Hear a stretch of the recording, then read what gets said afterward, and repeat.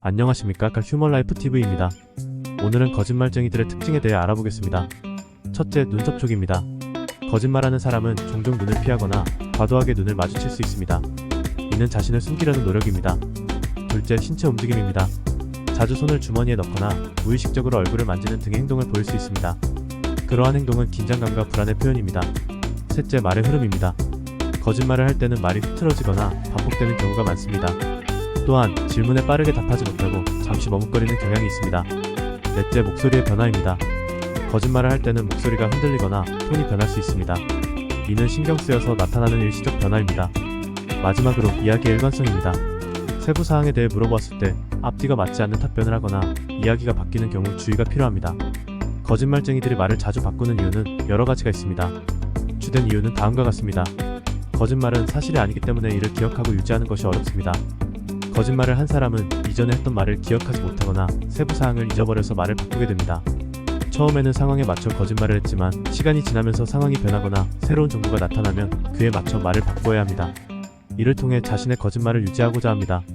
거짓말에 의심받거나 추궁을 당할 때 자신을 방어하기 위해 말을 바꾸거나 새로운 이야기를 덧붙입니다. 이는 상대방을 혼란스럽게 하거나 의심을 피하기 위한 방법입니다. 거짓말은 처음부터 일관성이 없기 때문에 이를 유지하려다 보면 자연스럽게 말이 바뀌게 됩니다. 거짓말쟁이는 여러 사람에게 다른 이야기를 하기도 하고 상황에 따라 이야기를 변형시키기도 합니다. 거짓말을 할 때 느끼는 불안과 스트레스로 인해 일관된 이야기를 유지하는 것이 어려워질 수 있습니다. 이는 무의식적으로 말을 바꾸게 만듭니다. 상대방의 반응에 따라 거짓말을 조정합니다. 상대방이 의심을 하거나 반박할 경우 이를 무마하기 위해 이야기를 수정하거나 다른 거짓말을 덧붙입니다.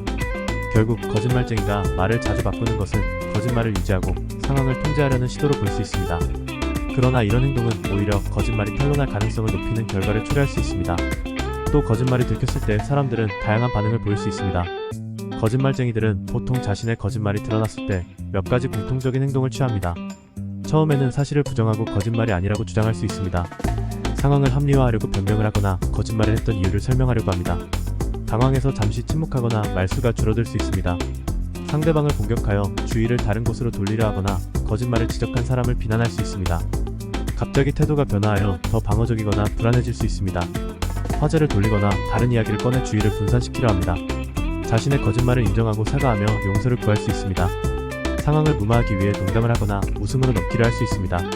이러한 반응은 개인의 성격, 거짓말의 심각성, 상황에 따라 다를 수 있지만 일반적으로 거짓말이 들켰을 때의 전형적인 행동들입니다.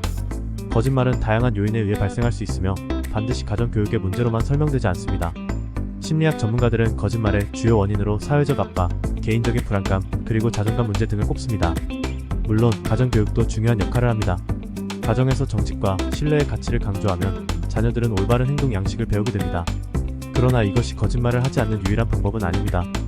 다른 영향 요소로는 친구관계, 학교 환경, 그리고 미디어 노출 등이 있습니다.